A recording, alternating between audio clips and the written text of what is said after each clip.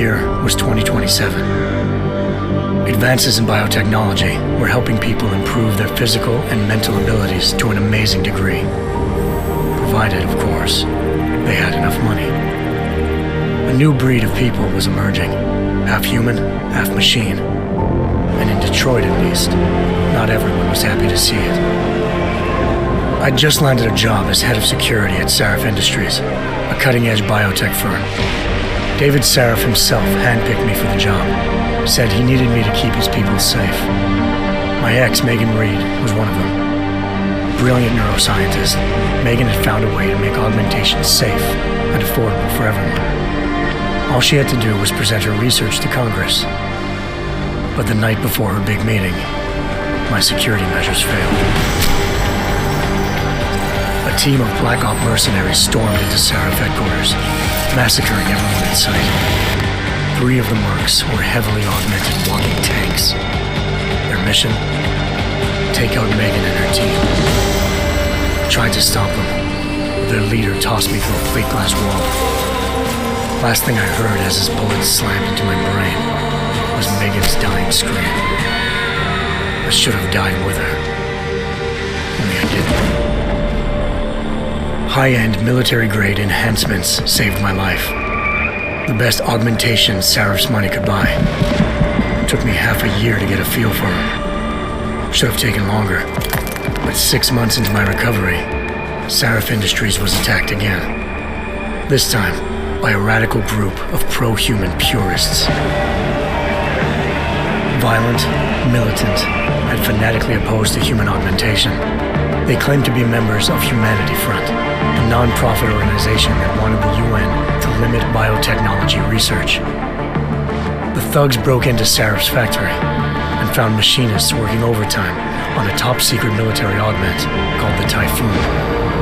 Sarif sent me to retrieve it, and when I did, I found one of the so-called purists next to it, wired with cerebral implants, trying to download its classified specs.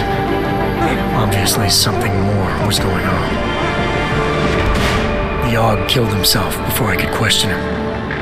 Sarif ordered me to dig deeper, so with the help of Frank Pritchard, Sarif's head of cybersecurity, I did. Turns out a second hacker had been controlling the AUG's actions from somewhere off-site. Pritchard and I tracked his signal to a secret FEMA internment camp in Detroit. The Black Op mercenaries were there. The same mercs who'd left me for dead 6 months before. Figured they'd try again when they saw me. It wasn't so easy for them this time. I took out the tank named Barrett, even got him to give me a new lead. A penthouse apartment in China. Of course, we both knew it would be a trap in the end.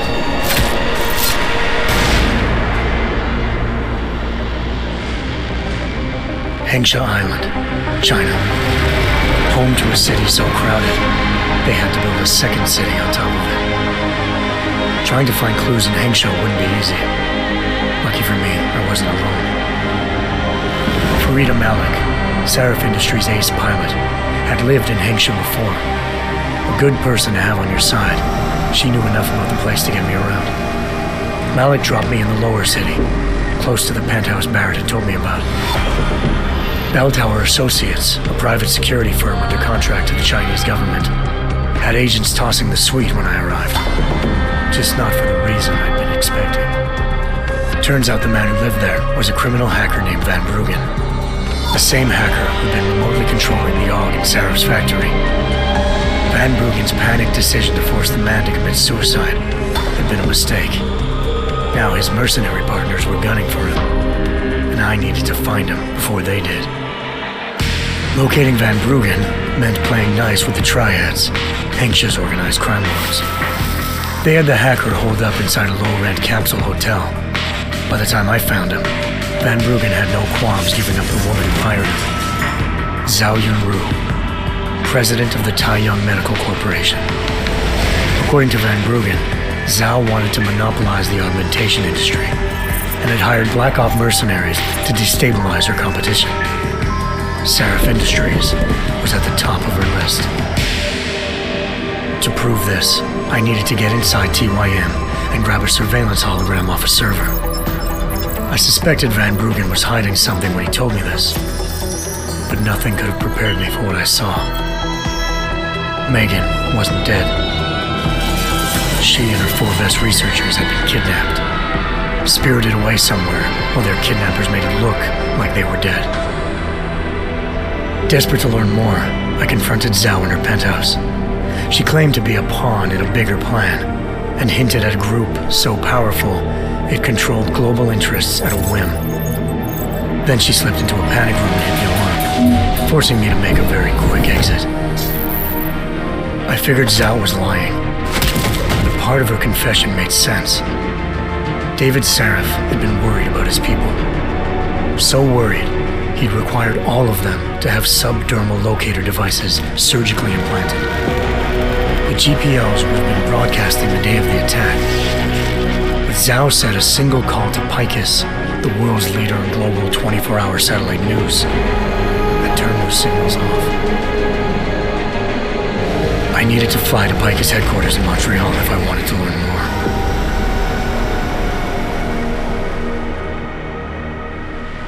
Eliza Cassan, Picus Communications' First Lady of News.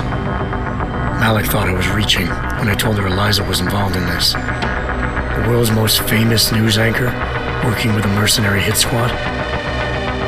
But when I confronted Cassan in her office, she freely admitted to jamming Detroit satellites the night Megan's team had been taken. Said she's just been following her commands. I suspected she wanted to say more. But Black Op mercenaries showed up looking to shut us both down. And just like that, the Eliza I'd been talking to disappeared. The mercs were led by an augmented killer I'd crossed paths with twice before, Fedorova, a woman who'd made silence her best friend. She waited for me to track Eliza's transmission to a secret server room underneath the Picus complex, then jumped me from behind. A deadly fight ensued. I made sure she never moved silently again. With Fedorova down, and no one left to keep Eliza quiet, she reappeared. Turns out Picus's First Lady of News wasn't a lady at all. She was a sophisticated AI program, engineered to monitor data streams and control what people believed. Eliza told me the mercs had brought in a Humanity Front doctor named Isaiah Sandoval to remove the scientist's implanted tracking devices while Detroit's satellites were down.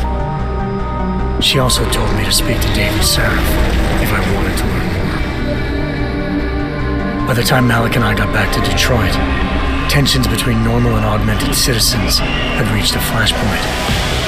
Riots were breaking out in several cities, and the UN was being urged to intervene. Sarif was trying hard to convince Hugh Darrow, the inventor-turned-philanthropist who'd once been a leading proponent of enhancement technologies, to help stop a possible regulatory vote.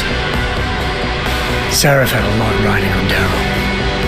Megan's discovery would have given millions of people the chance to evolve beyond their normal human abilities, and at the same time catapulted Sarif Industries to the top of the Fortune 500. According to Sarif, Megan's kidnappers knew this, and didn't want people evolving unless they controlled how it was done.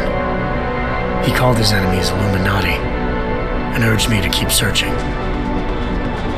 Determined to do so, I tracked down Sandoval via America's most outspoken augmentation opponent, Bill Taggart, Sandoval's boss and founder of Humanity Front. Sandoval admitted to operating on Megan's team when I confronted him, but said he hadn't removed their GPLs. He'd merely switched them to a different frequency. Pritchard was able to trace one of the signals to China. Malik and I immediately took off in pursuit. Unfortunately, the Illuminati were one step ahead.